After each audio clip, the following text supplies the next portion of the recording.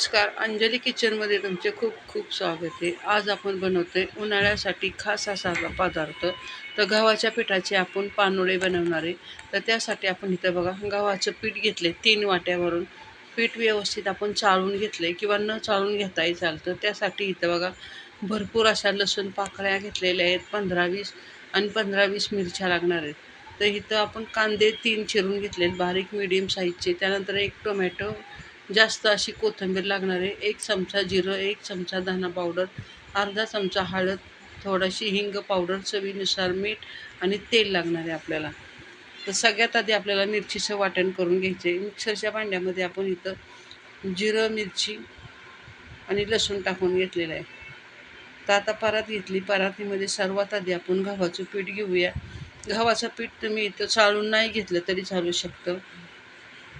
त्यानंतर ह्याच्यामध्ये आता आपण चिरलेले 3 कांदे आहेत ते टाकूया. 1 टोमॅटो घेतलाय बारीक चिरून तो टाकूया. कोथिंबीर घेतली थोडी जास्त ताजी आपण ती टाकूया.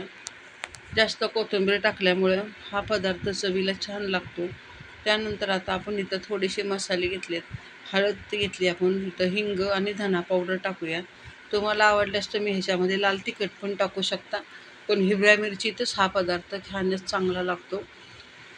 त्यामुळं आपण इथं हिरव्या मिरचीतच करतोय. तर हिरवी मिरची इथं वाटून घेतलेली आहे. तर आपण बघा इथं जसं तिखट लागेल तिथे तसं आपण इथं टाकलेलं आहे. तर 2 चमचे इथं आपण मिरचीचा ठेचा टाकला आहे. चवीनुसार मीठ टाकून आपल्याला आता हे पीठ छान असं मळून घ्यायचं आहे. तर सर्वात आधी आपण पाणी न टाकता सर्व साहित्य मिक्स करून घेऊया आणि थोडं थोडं पाणी टाकून आपण हे पीठ आहे ते मळून घेणार आहे.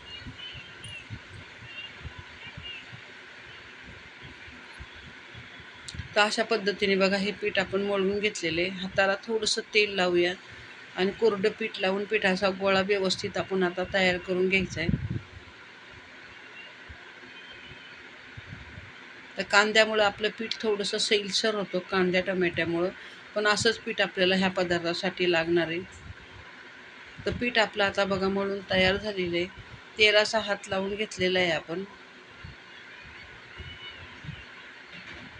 तर आता ह्याचा व्यवस्थित असा आपण पुन्हा तेलाचा हात घेऊन गोळा तयार करून घेऊया आणि एका भांड्यामध्ये ठेवून घेऊया.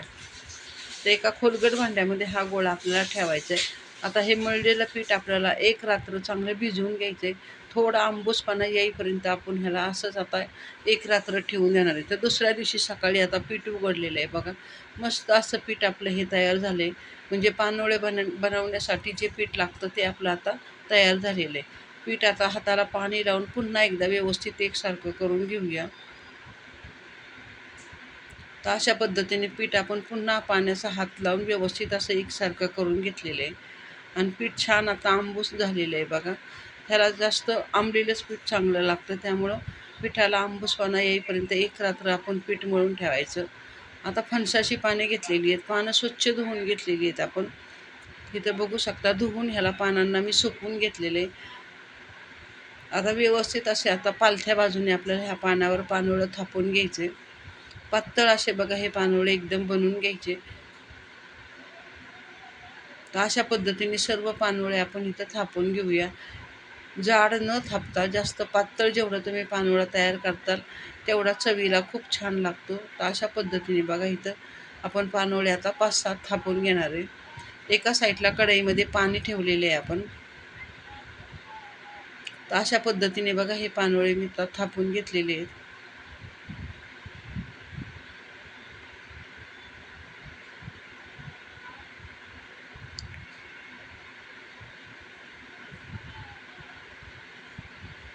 तर अशा पद्धतीने सर्व पानोळे आपले थापून झालेले तिथं बघू शकता. जेवढे चाळणीत बसतील तेवढेच आपण थापून घेतलेले आहेत. आता कढई ठेवली, कढईमध्ये आपण चाळणी ठेवलेली आहे.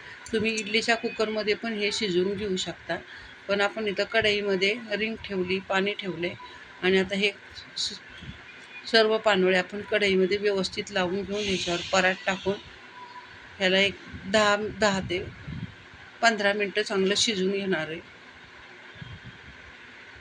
आता वरून ह्याला आपण वाफ न जाणारं झाकण टाकायचं. व्यवस्थित अशी ह्याच्यावर परात टाकून घेतलेली आहे आपण आणि गॅस मिडियम ठेवलेला आहे. आता इथं बघू शकता एक 10 मिनिटांनी 10-12 मिनिटांनी आपण झाकण काढलेलं आहे. आणि छान असे आपले हे मस्त वाफळते असे आपले हे पानोळे तयार झालेले आहेत. इथे बघू शकता सुंदर असा कलर आलेला आहे आणि छान असे हे फणसाच्या पानावरचे पानोळे आपण तयार केलेत. कागदा तिथं बघा सहज असे हे पानावरनं बाजूला होतात आणि मस्त असे चवीला हे आंबूस तिखट असे हे पानोळे आपण तयार केलेले आहेत.